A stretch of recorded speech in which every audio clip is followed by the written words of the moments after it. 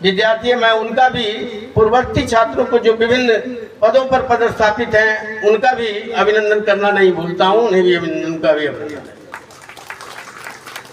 Sir, आज के कार्यक्रम में बहुत से बड़े बड़े ये जो हमारे आज तो महाविद्यालय का एक रूप हो गया, मैं उन महाविद्यालय के कर्मियों, पदाधिकारियों और शासी निकाय को मूर्तियों का अनावरण हमारे माननीय मुख्य अतिथिगण द्वारा जो किया गया, महाविद्यालय उनके और उनके परिवार के प्रति ऋणी है कि आपके परिवार और आपके आश्रय से महाविद्यालय की प्रगति पर है। महाविद्यालय आजीवन आपका ऋणी है और ऋणी रहेगा। हमारे कर्मियों का, हमारे सारे जो पदाधिकारी थे जिनका सहयोग महाविद्यालय को अब तक प्राप्त होता रहा है। सर, मांगने के लिए तो दोनों यहाँ पर मंचासीन बैठे हुए हैं, महाविद्यालय के जो भी परिपूर्ण स्थिति में नहीं है, फिर भी विधि महाविद्यालय परिवार आपका सदैव सर इस बारे में विद्यार्थी ऋणी रहेंगे। और आपका जो निर्देशन, बार काउंसिल ऑफ इंडिया का निर्देशन, बिहार स्टेट बार काउंसिल का निर्देशन जो प्राप्त होता है इंस्पेक्शन के दौरान, हम उसमें तत्पर रहते हैं।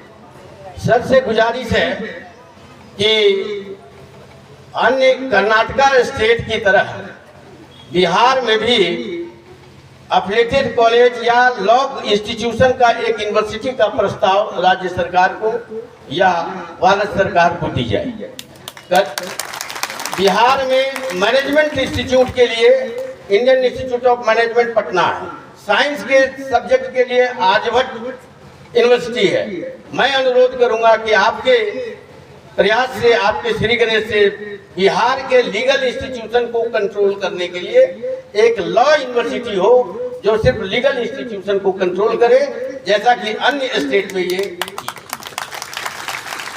दूसरी बात, जिला जुडिशरी से तो आज नहीं है, डालसा का कार्यक्रम उनका कल था। आज रहते जज साहब तो मैं आएंगे तो मैं रखूंगा ही कि हमारे विद्यार्थी जब कोर्ट में जाते हैं प्रैक्टिस में, क्योंकि हमारे सिलेबस में मूट कोर्ट प्रैक्टिस टीचिंग है, हम यहाँ प्रैक्टिकल कराते हैं। जब हमारे विद्यार्थी कोर्ट में जाते हैं तो आपके स्तर से, बार काउंसिल के स्तर से या जुडिशरी के लेवल से कि वन डे हमारे लड़के को आप अलाउ करें कि कोर्ट के प्रोसीडिंग को देखें। ये गुजारिश है ताकि उनको प्रैक्टिस में जज साहब के सामने कैसे हो। और मेरी तीसरी और जनहित में मांग ये है कि लॉ की विस्तार के लिए लीगल लिटरेसी प्रोग्राम चलाया जाता है। कई लाखों लाख रुपए खर्च होते हैं।